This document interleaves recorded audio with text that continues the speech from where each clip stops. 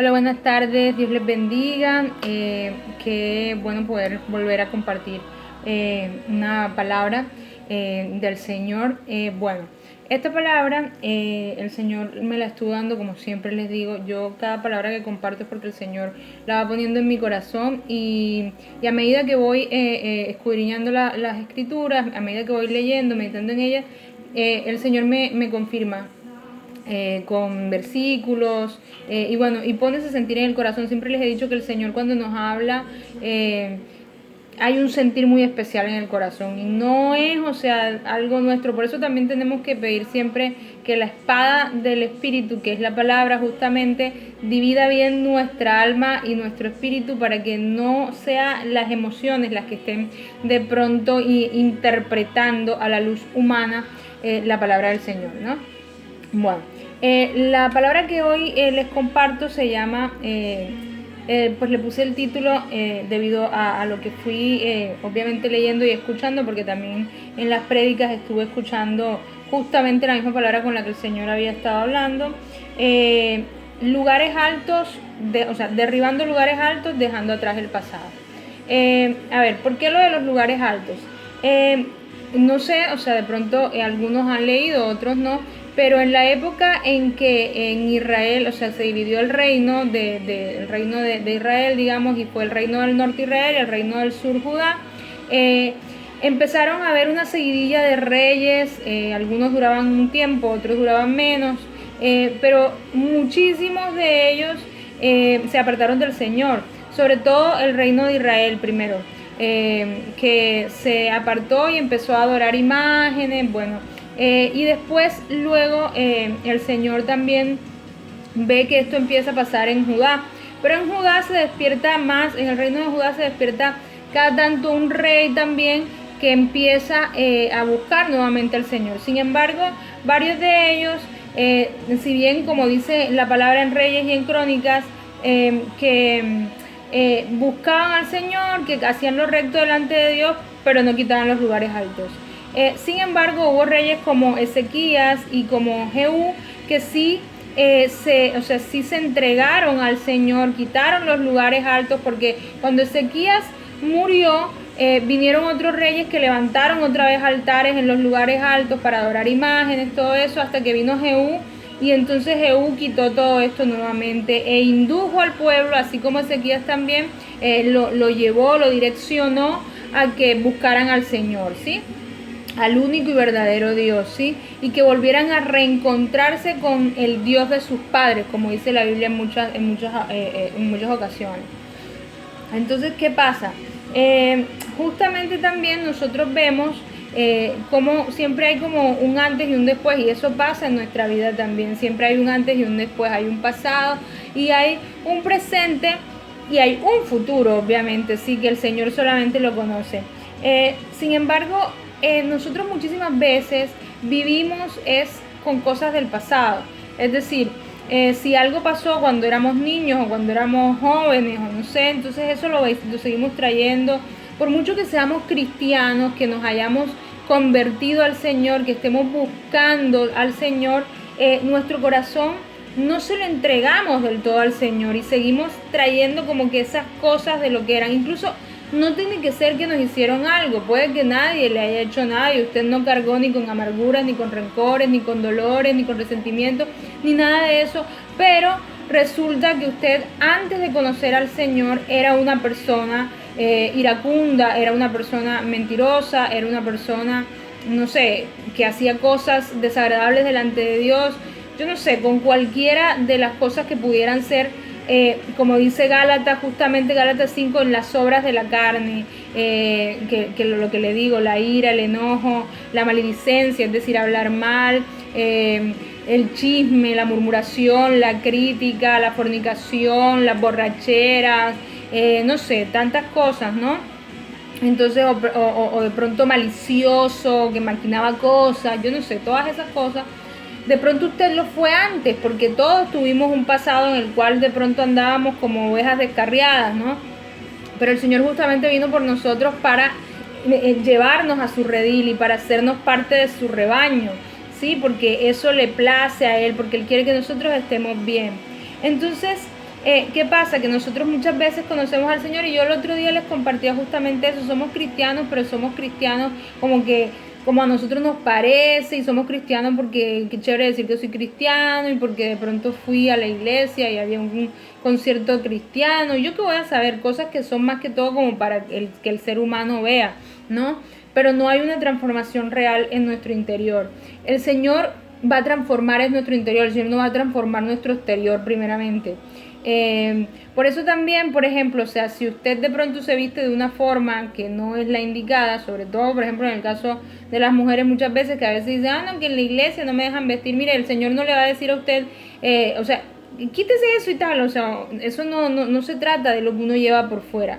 Obviamente que uno, si conoce al Señor, sabe que tiene que ser una persona que debe vestirse decorosamente. No estoy diciendo que se vista como si fuera para una fiesta, estoy diciendo que se va a vestir de tal forma que su presencia también va a hablar del Señor. Por ejemplo, una de las cosas más fuertes que pasan dentro del el cambio de vida es que nosotras las mujeres, obviamente, si nos vestimos de una forma muy llamativa, vamos a generar que también en los hombres, obviamente, se despierte como un interés, ¿sí? Por lo que pueden ver, me explico. No, con esto quiero decir así también, o sea, no, lo lamento mucho si a alguien que sea feminista o que tenga esos pensamientos de que yo me he visto para mí, de que no sé qué, esos son argumentos de la carne. Cuando uno conoce al Señor, uno sabe perfectamente, es más, nadie se lo tiene que decir, usted sabe que usted no puede seguir siendo la misma persona. Con cualquier cosa, con la vestimenta, con lo que sea, como ya le dije, o sea, la persona que fue ya no es más. Por eso dice la palabra, las cosas viejas pasaron, en 2 Corintios 5:17, las cosas, de modo que si alguno está en Cristo, las cosas viejas pasaron, y aquí son hechas nuevas, y si son nuevas no puede ser igual que lo anterior, porque entonces no pasó nada, ¿me explico?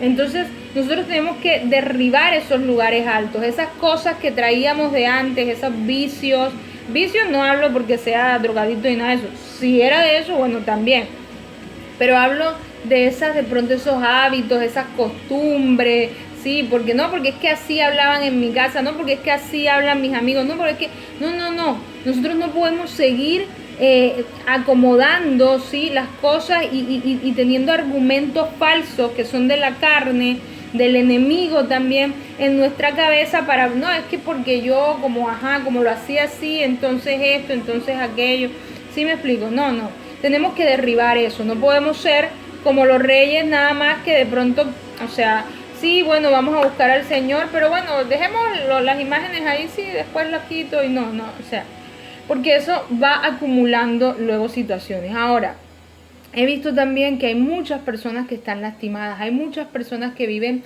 con muchas amarguras en el corazón, con recriminaciones contra su familia, contra alguien que en el colegio de pronto le dijo algún apodo, yo qué voy a saber, no sé, contra diferentes cosas, contra algún jefe que les dijo algo, hasta contra la gente de la iglesia, muchas veces no, porque no me saludó, no, porque me pegó un grito un día, yo qué voy a saber, por diferentes situaciones, ¿no?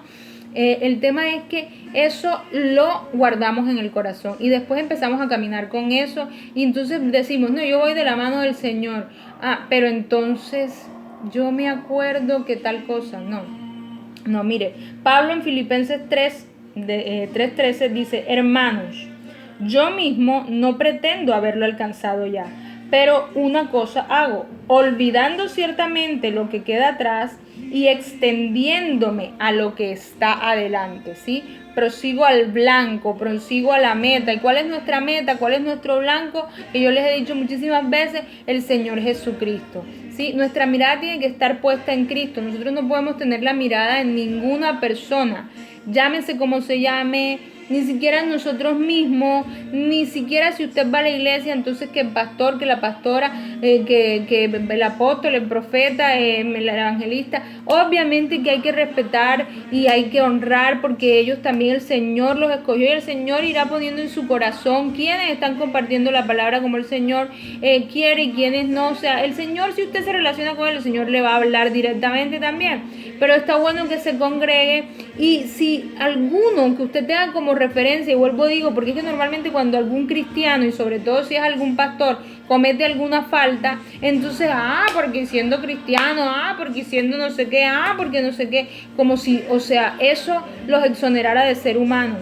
No, nosotros seguimos siendo humanos. Nosotros seguimos siendo humanos. La misma palabra dice que si algún hermano se equivoca, ayúdelo a levantarse, exhórtelo en amor, no lo critique, no lo coja y no lo ponga en juicio. A usted no le corresponde juzgarlo, a nadie le corresponde hacerlo sino solo a Dios. Nosotros ni siquiera debemos juzgarnos a nosotros, ¿ya? Entonces tenemos que derribar todas esas cosas, derribar todos esos argumentos falsos en nuestra cabeza, sí, que nosotros nos los ponemos nosotros mismos o que el enemigo viene y los siembra, ya, y que no dejan que la obra del Señor en nosotros pueda crecer y desarrollarse de la manera que el Señor lo ha querido siempre.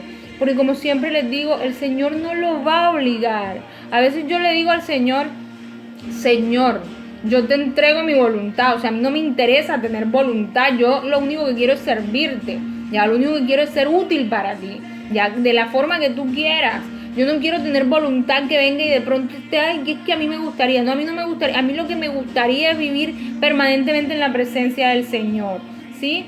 O sea, y uno eso lo puede entender, comprender en el corazón del Espíritu cuando uno disfruta los momentos con el Señor. Pero obviamente en la carne de nosotros hay leer la Biblia, mírale, pero es que yo, o sea, le ponemos los peros, hay que alabar, ay sí, pero yo prefiero escuchar. Le voy a decir una cosa, si usted es una persona, nosotros todos en las emociones actuamos de acuerdo a lo que sentimos en el momento. Si estamos muy felices, si tenemos rabia, terrible, ¿no? Obviamente, cuando éramos antes de conocer al Señor, porque si usted ya conoció al Señor y está caminando con Él, usted si estaba con rabia, usted no va a actuar de la misma forma que antes. Si antes cogía y le gritaba a Raimundo y todo el mundo, o a quien fuera, o rompía las cosas, ya no lo va a hacer. Usted siente que viene la rabia. Señor, tú dices, papá, que la ira no es tuya, Señor. Padre, no son las obras de la carne en mí, Señor, sino el fruto del Espíritu, que es mansedumbre, que es templanza, que es amor, que es paz, que es dominio propio, que es fe, que es paciencia, que es benignidad, que es bondad, Señor, Señor. Y el Señor lo va a ir haciendo, el Señor lo va a ir haciendo en la medida en que usted más se entrega. Así que lo invito en este día a que se una de verdad al Señor, a que usted permanezca en el Señor, para que el Señor permanezca en usted también, y quite de su corazón todo. Mire, si alguien le hizo algo antes, perdónelo de verdad, perdónelo en el amor de Cristo, no en su amor, porque nuestro amor, el amor que nosotros conocemos humanamente, está condicionado, está que si haces tal cosa, sí, si no, no. Es de corta duración muchas veces. Hay muchas personas que aman, un mes, me voy el amor de la vida con alguien, y después resulta que no, ya ni siquiera. Entonces tenemos que amar en el amor del Señor. Entonces mire, perdone, porque el primer beneficiado con perdonar es usted.